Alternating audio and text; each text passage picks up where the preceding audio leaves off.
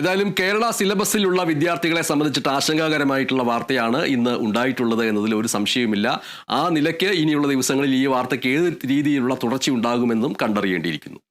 ഇനി വിദ്യാഭ്യാസ മേഖലയുമായി ബന്ധപ്പെട്ട മറ്റൊരു വാർത്ത തന്നെയാണ് ഇന്നും സജീവമായിട്ട് നിൽക്കുന്നത്. കേരള സർവകലാശാലയ്ക്കകത്തും പുറത്തും പ്രതിഷേധം ശക്തമാക്കിക്കൊണ്ട് യുവജന വിദ്യാർത്ഥി സംഘടനകൾ ചാൻസലർക്കും VC-ക്കുമെതിരെ ഇടത് യുവജന സംഘടനകൾ പ്രതിഷേധം ഘടിപ്പിച്ചപ്പോൾ ഗവർണർക്കും സർക്കാരിനുമെതിരെയുള്ള ബാനർ സർവകലാശാലയിൽ കെട്ടിയായിരുന്നു KSU പ്രതിഷേധം. അതിനു മുൻപ് എന്താണ് ഈ വാർത്ത എന്ന് പ്രേക്ഷകർക്ക് മനസ്സിലാക്കേണ്ടതുണ്ട്.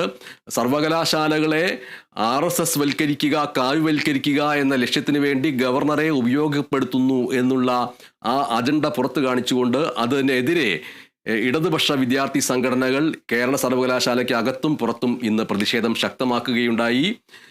ചാൻസലർക്കും VC-ക്കുമെതിരെ ഇടത് യുവജന സംഘടനകൾ പ്രതിഷേധം ഇന്ന് ഘടിപ്പിച്ചു. ഗവർണർക്കും സർക്കാരിനുമെതിരെയുള്ള ബാനർ കേരള സർവകലാശാലയിൽ കെട്ടിയായിരുന്നു KSU ആണ് നടത്തിക്കൊണ്ടിരിക്കുന്നത് എന്നുള്ള രീതിയിലുള്ള വിശദീകരണമാണ് KSUവിന്റെ ഭാഗത്തു നിന്ന് വന്നത്. രാജ്ഭവനിലേക്ക് SFI നടത്തിയ മാർച്ചിലും സംഘർഷമുണ്ടായി.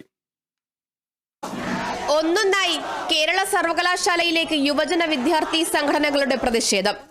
ആദ്യമെത്തിയ AISF പ്രവർത്തകർ സർവകലാശാലയ്ക്ക് അകത്തേക്ക് കയറാൻ ശ്രമം നടത്തിയതോടെ സംഘർഷമായി. പ്രവർത്തകരെ പോലീസ് അറസ്റ്റ് ചെയ്ത് നീക്കി.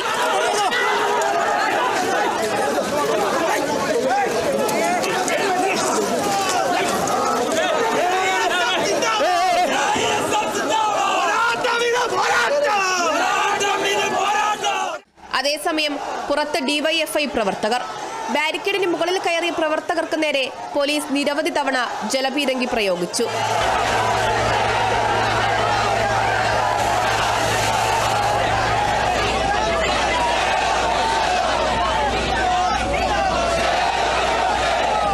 പിന്നാലെ എത്തി AIYF.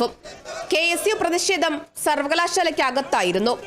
സമാധാനപരമായ പ്രതിഷേധത്തിനൊടുവിൽ നാടകപ്പോര് അവസാനിപ്പിക്കുക എന്നെഴുതിയ ഗവർണർക്കും സർക്കാരിനുമെതിരെയുള്ള ബാനർ സർവകലാശാലയിൽ കെട്ടിയാണ് പ്രവർത്തകർ മടങ്ങിയത്.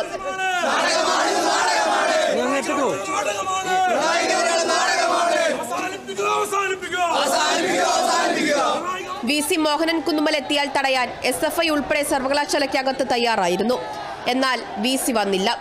കഴിഞ്ഞ ദിവസത്തെ സർവകലാശാല പ്രതിഷേധത്തിൽ SFI സംസ്ഥാന സെക്രട്ടറി ഉൾപ്പെടെയുള്ളവരെ അറസ്റ്റ് ചെയ്തതിൽ പ്രതിഷേധിച്ച് ഇന്ന് സംസ്ഥാന വ്യാപകമായി SFI പഠിപ്പ് മുടക്കിയിരുന്നു. അതിന്റെ ഭാഗമായി രാജ്ഭവനിലേക്ക് നടത്തിയ മാർച്ചിലും സംഘർഷമുണ്ടായി. കണ്ണീർ വാതകം പ്രയോഗിക്കുമെന്ന അപായ സൂചന നൽകിയെങ്കിലും പിന്നീട് പോലീസ് പ്രവർത്തകരെ സംസാരിച്ച് അനുനയത്തിൽ എത്തിക്കുകയായിരുന്നു.